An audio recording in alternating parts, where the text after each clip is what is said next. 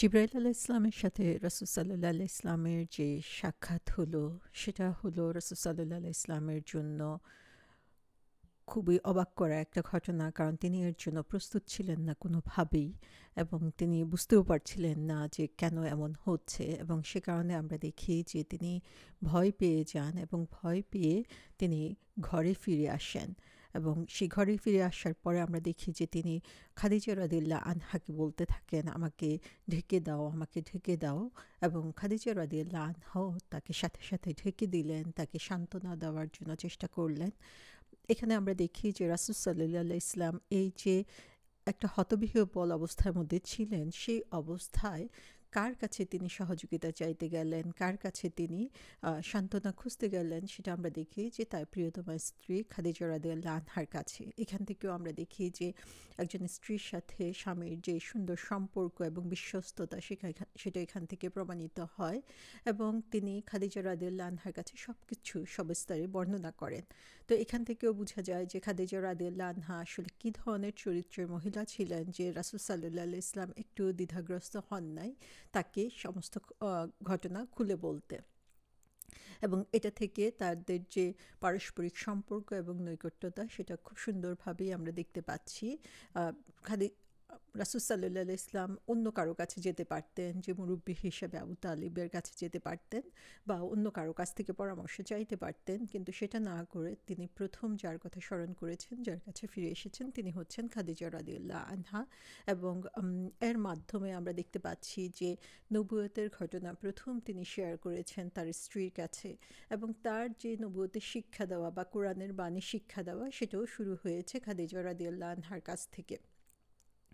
এবং রাসূল সাল্লাল্লাহু আলাইহি ইসলাম যখন একটু শান্ত হলেন এবং খাদিজা রাদিয়াল্লাহু আনহাকে বললেন যে আমি ভয় পাচ্ছি, আমি আমার নিজের জীবন সম্পর্কে চিন্তিত, তখন খাদিজা রাদিয়াল্লাহু আনহা তাকে যুগান্তকারী একটি জবাব দিয়েছিলেন। তো এখানে প্রশ্ন হলো, রাসূল সাল্লাল্লাহু আলাইহি ইসলাম এই যে বললেন আমি ভয় পাচ্ছি বা আমার জীবন বিপন্ন হওয়া নিয়ে আমি শঙ্কিত, এটা দিয়ে আসলে কি বোঝায়? সিরাবিদগণ বলেছেন যে এটা 12টারও বেশি ওপিনিয়ন এসেছে এই কথাটার উপরে, কিন্তু এই প্রত্যেকটা কথা থেকে যে জিনিসটা ক্লিয়ার হয় সেটা হচ্ছে রাসূল সাল্লাল্লাহু আলাইহি ইসলাম এ ধরনের একটা অস্বাভাবিক ঘটনা দেখে তিনি ভয় পেয়ে গিয়েছিলেন যে তিনি হয়তোবা মারা যাচ্ছেন, কারণ জিবরিল আলাইহিস সালামও তাকে এত জোরে চাপ দিয়েছিলেন যে তিনি ফিজিক্যালি তার মৃত্যুর ভয় করছিলেন।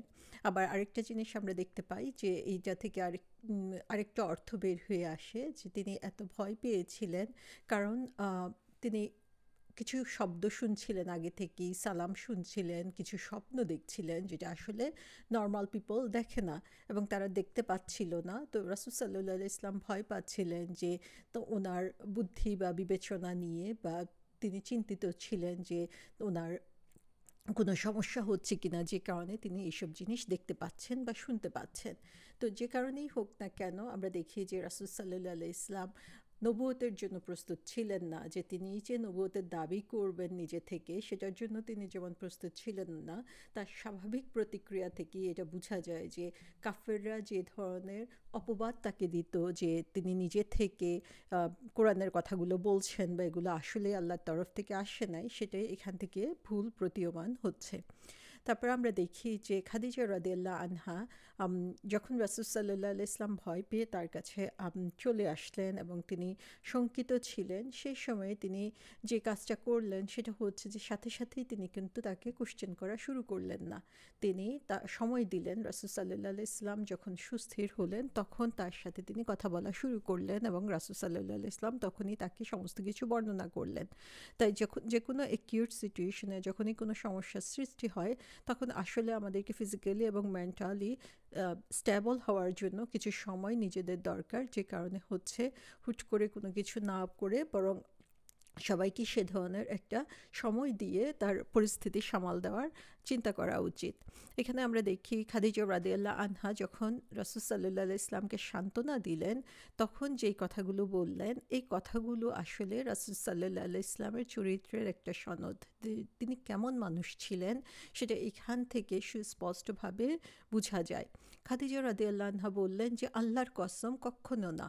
তিনি আল্লাহর কসম করে এটা অস্বীকার করলেন যে আসলে রাসূল সাল্লাল্লাহু আলাইহি ইসলামের কেউ ক্ষতি করতে পারে না।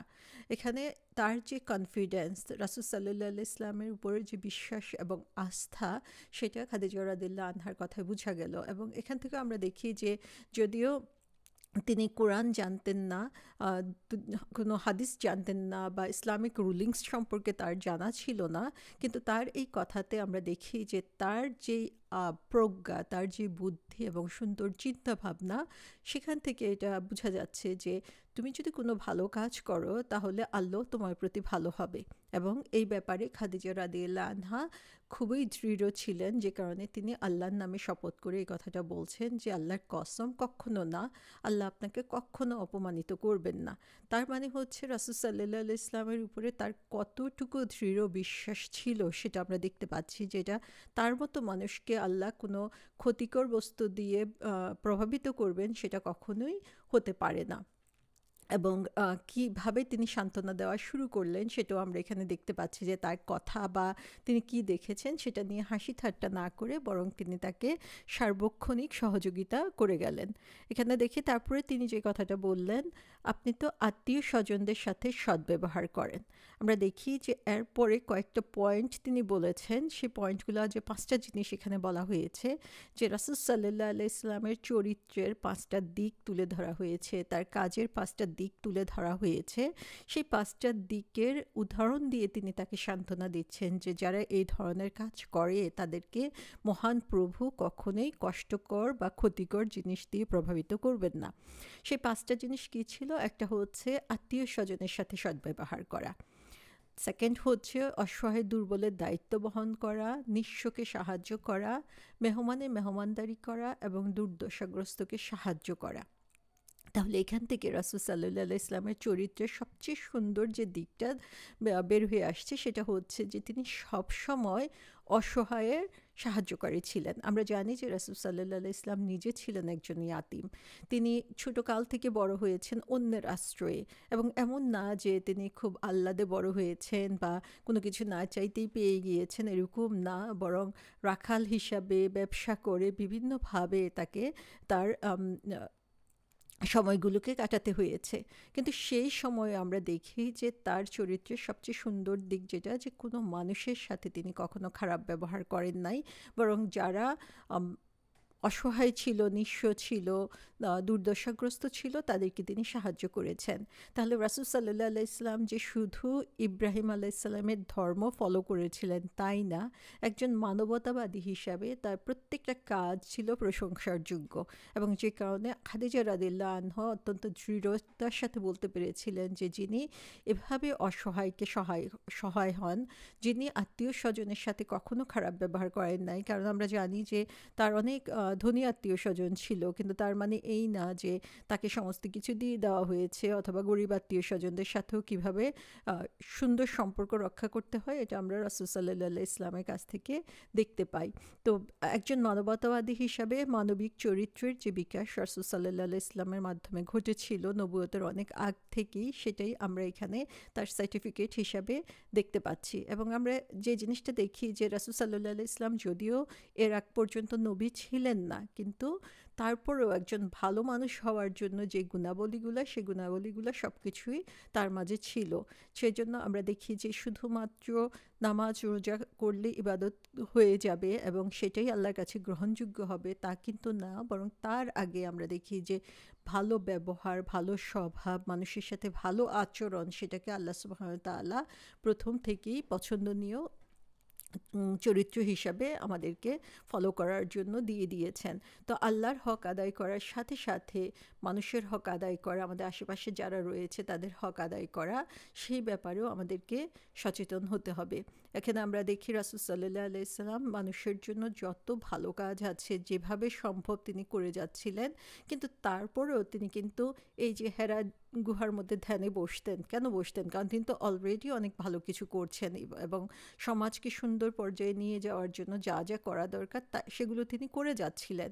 কিন্তু তারপরেও তিনি দেখছিলেন যে এগুলো হচ্ছে অনেকটা জোড়াতালি দেওয়া কাজের মতো হচ্ছে। যখন যেটা দরকার তিনি সেটা করছেন, অবশ্যই তিনি ভালো কাজ করছেন, কিন্তু যেটা সম্পূর্ণ যে সমাধান, সেই সমাধানটা তিনি তখনও দেখতে পাচ্ছিলেন না। এ কারণেই তিনি ধ্যানে বসেছিলেন। তো সোশ্যাল ওয়ার্কের সাথে সাথে আমাদেরকে আসলে কোরআন থেকে কমপ্লিট সমাধান নেওয়ার জন্য চেষ্টা করতে হবে। তাহলেই দেখা যাবে যে আমরা আমাদের যে সমস্যাগুলো, সেই সমস্যাগুলোর সমাধান খুঁজে পাচ্ছি। তো এখানের খাদিজা রাদিয়াল্লাহু আনহার এই কথাটা থেকেই অল্প কয়েকটা কথা, কিন্তু সেখান থেকে তার যে দৃঢ় বিশ্বাস এবং আস্থা সেটা আমরা দেখতে পাচ্ছি। রাসূল সাল্লাল্লাহু আলাইহি ওয়াসাল্লাম মানুষের সাথে কী ধরনের ব্যবহার করতেন, এবং এর চেয়ে বড় সার্টিফিকেট দানকারী কিন্তু আর কেউ হতে পারে না। যে নিজের স্ত্রী যখন সার্টিফিকেট দেয় তখন বুঝতে হবে যে তিনি তার সম্পর্কে সবচেয়ে ভালো জানেন, এবং এটা কোনো সাজানো পরিবেশে তিনি এটা বলেন নাই, বরং এমন একটা চরম মুহূর্তে তিনি এই কথাগুলো উচ্চারণ করেছেন যে সময় রাসূল সাল্লাল্লাহু আলাইহি ওয়াসাল্লামের এই সাপোর্টগুলো দরকার ছিল। এবং এখান থেকে খাদিজা রাদিয়াল্লাহু আনহার প্রজ্ঞা আমরা দেখতে পাচ্ছি যে ঠিক যেই মুহূর্তে যেই কথাটা বলা দরকার ঠিক সেভাবেই তিনি রাসূল সাল্লাল্লাহু আলাইহি ওয়াসাল্লামকে সান্ত্বনা দিয়েছেন। এবং তারপরে আমরা দেখি যে খাদিজা রাদিয়াল্লাহু আনহা শুধু সান্ত্বনা দিয়েই বসে থাকেন নাই, তার কথাকে গ্রহণযোগ্য করার জন্য এবং রাসূল সাল্লাল্লাহু আলাইহি ওয়াসাল্লামকে আরও একটা শক্ত ভিত্তি দেওয়ার জন্য তিনি কি করেছেন, তিনি তাকে ওয়ারাকা বিন নফেলের কাছে নিয়ে গিয়েছিলেন, যিনি ওয়ারাকা বিন নফেল ছিলেন হচ্ছে তখনকার যে পুরাতন ধর্ম ছিল সেই ধর্ম সম্পর্কে বিশেষ জ্ঞানের অধিকারী। এবং তিনি সেই তখনও সেই সময়েও তিনি সেই আসমানি বুক যা ছিল সেটাকে তিনি ফলো করতেন, এবং সেই বুকের ব্যাপারে বা আসমানি বইয়ের ব্যাপারে তার বিশাল জ্ঞান ছিল। তো এখান থেকে আমরা দেখি যে রাসূল সাল্লাল্লাহু আলাইহি ওয়াসাল্লামকে সেখানে নিয়ে যাওয়াটাও ছিল খাদিজা রাদিয়াল্লাহু আনহার প্রজ্ঞার আরেকটা অংশ। সো খাদিজা রাদিয়াল্লাহু আনহা এখানে তার স্ত্রী হিসাবে আমরা দেখি যে তাকে সান্ত্বনা দিয়েছেন।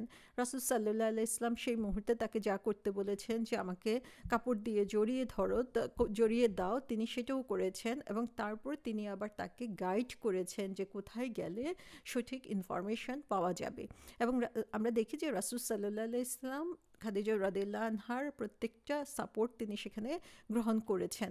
এবং আমরা রাসূল সাল্লাল্লাহু আলাইহি ওয়াসাল্লামের জীবন থেকে আরও দেখব যে তিনি তার যে বিশ্বাস ছিল তার স্ত্রীদের প্রতি সেটাও তার কাজে প্রকাশ পেয়েছে। যেমন হুদায়বিয়া সন্ধির সময় খুবই ক্রিটিক্যাল একটা অবস্থা ছিল, যে সময়ে রাসূল সাল্লাল্লাহু আলাইহি ওয়াসাল্লাম যেখানে হজ করার জন্য, উমরা করার জন্য টার্গেট করে সেই নিয়ত করে সমস্ত তার সাহাবাদেরকে নিয়ে মক্কার কাছাকাছি অবস্থান করছিলেন, কিন্তু মক্কাবাসীরা তাদেরকে পারমিশন দিচ্ছিল না। এবং সেই সময়ে এত কষ্ট করে যাওয়ার পরে রাসূল সাল্লাল্লাহু আলাইহি ওয়াসাল্লাম বলছেন যে এবার তারা আর হজ করতে পারবেন না। তখন দেখা গেল যে সাহাবাদের মধ্যে থেকে কেউ মুভ করলো না, কেউ তার কথা শুনে পরবর্তী কাজের জন্য অগ্রসর হলো না। এবং রাসূল সাল্লাল্লাহু আলাইহি ওয়াসাল্লাম তখন চিন্তা করছিলেন যে কি করা যায়, এবং তিনি এসে তার স্ত্রী উম্মে সালমার সাথে এটা শেয়ার করলেন। এবং উম্মে সালমা তখন পরামর্শ দিলেন যে আপনি নিজে আপনার চুল কেটে ফেলেন, যেটা আমরা ওমরার পরবর্তীতে বা তাওয়াফ ওমরার পরবর্তীতে আমরা করে থাকি। এবং তখন রাসূল সাল্লাল্লাহু আলাইহি ওয়াসাল্লাম উম্মে সালমার কথা ফলো করে তিনি তার মাথা মুন্ডন করলেন, এবং তারপরে দেখা গেল যে তাকে দেখে দেখে অন্য সাহাবারাও সেটা করা শুরু করলো।